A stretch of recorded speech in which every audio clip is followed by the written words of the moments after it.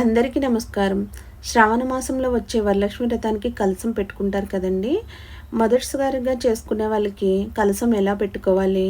అసలు కలశం పెట్టుకోవడానికి ఏమేమి కావాలి? అవన్నీ చెప్తూ మీకు ఈ వీడియోలో అయితే కలశం ఎలా పెట్టుకోవాలో చూపిస్తానండి. అలాగే కలశం అనేది దేనిలో పెట్టుకోకూడదో అది కూడా చెప్తానండి. మొదటిగా అయితే మనకి ఒక చెక్కపీట కావాలండి. నా దగ్గర అయితే ఇక్కడ చెక్కపీట లేదనమాట. అందుకని చెప్పేసి స్టడీ టేబుల్ అనమాట ఇది. దాని మీద పెడుతున్నాను.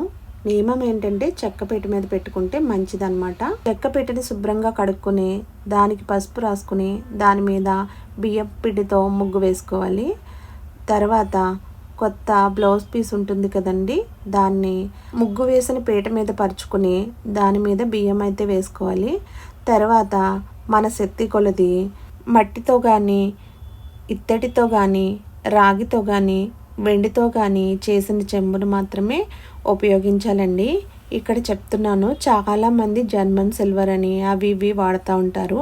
అలాంటివి అస్సలు కలశం పెట్టకూడదండి. తర్వాత ఆ చెంబుకి పసుపు రాసుకుని బొట్లు పెట్టుకుని పీట మీద వేసిన బియ్యం ఉన్నాయి కదా, దాని మీద అయితే చెంబుని పెట్టుకుని ఆ చెంబులో నదీ జలాలు కానీ లేదా బావి నీళ్లు కానీ, ఇంకా సిటీలో ఉన్న వాళ్ళకైతే ఇవేవి దొరకవు కాబట్టి మన దగ్గర ఉన్న వాటర్నే పరిశుభ్రమైనది వేసుకుని దానిలో పసుపు కుంకుమ లాలుక్కాయలు లవం మొగ్గలు ఇంకా ఒక రాగి కాయిన్ అయితే వేసుకోవాలండి. నా దగ్గర అన్నవరం సత్యనారాయణ స్వామి వ్రతం చేసుకున్న కాయిన్ అయితే ఉంది. అక్కడ గుళ్ళో వ్రతం చేసుకున్నప్పుడు ఇస్తారు, అదైతే వేసుకుంటాను ప్రతి వ్రతానికి నా పెళ్ళైనప్పటి నుంచి. ఆ తర్వాత దానిలో కొద్దిగా జవాది పౌడర్ కానీ జవాది ఆయిల్ కానీ వేసుకుంటానండి. తర్వాత దానిలో మామిడాకులు పెట్టుకుని ఒక కొబ్బరికాయ తీసుకుని దానికి పసుపు రాసుకుని బొట్లు పెట్టుకుని ఆ మామిడాకుల పైన పెట్టుకోవాలండి. ఆ తర్వాత ఒక కొత్త బ్లౌజ్ పీస్ తీసుకుని ఇక్కడ వీడియోలో చూపిస్తున్నాను కదా, అలా అయితే మడత పెట్టుకోవాలండి. మనకి కలశం పైన కొబ్బరికాయ మీద పెట్టుకోవడానికి ఈ బ్లౌజ్ పీస్ అనేది మనకి ఎంత సైజులో కావాలి అంటే పెద్దగా రావాలా చిన్నగా రావాలా కలశం మీద అనేది చూసుకుని దాన్ని బట్టి మనం ఫోల్డ్ చేసుకుని పెట్టుకోవాలండి. ఇలా మడత పెట్టుకున్న తర్వాత కొద్దిగా ఎక్స్ట్రా క్లాత్ అయితే వస్తుంది, ఇక్కడ చూపిస్తున్నాను కదా, దాన్ని లోపలికైతే ఫోల్డ్ చేసేసుకోవాలి. కొత్త వాళ్ళైతే ఒక పిన్ పెట్టేసుకోండి సరిపోతుంది. నాకైతే అలవాటు కాబట్టి నేను ఇలా ఫోల్డ్ చేసి అయితే కొబ్బరికాయ మీద పెట్టేసుకుంటాను.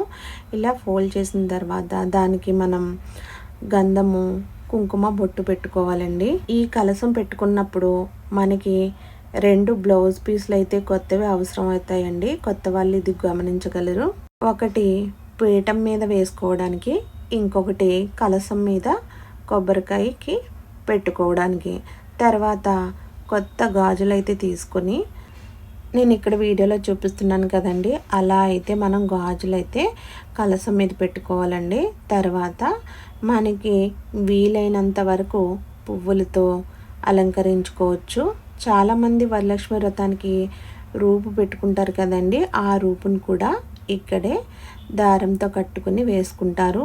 ఇంకా కొత్తగా బంగారం కొనుక్కొని పెట్టుకుంటూ ఉంటారు కదా వరలక్ష్మి వ్రతానికి, అవి కూడా ఇక్కడ మీరు కలశానికి అలంకరించుకోవచ్చు.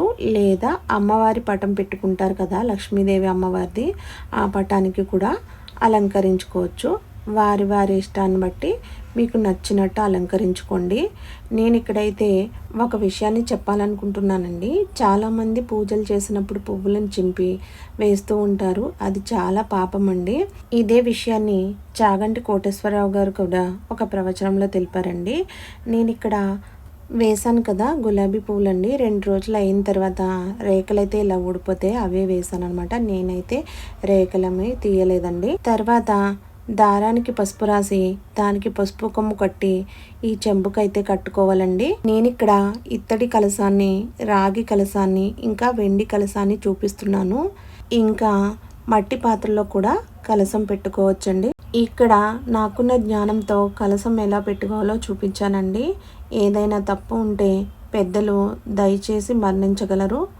ఈ వీడియో కనుక నచ్చితే తప్పకుండా లైక్ ఇచ్చి మీ కామెంట్ అయితే తెలియజేయండి. నమస్తే.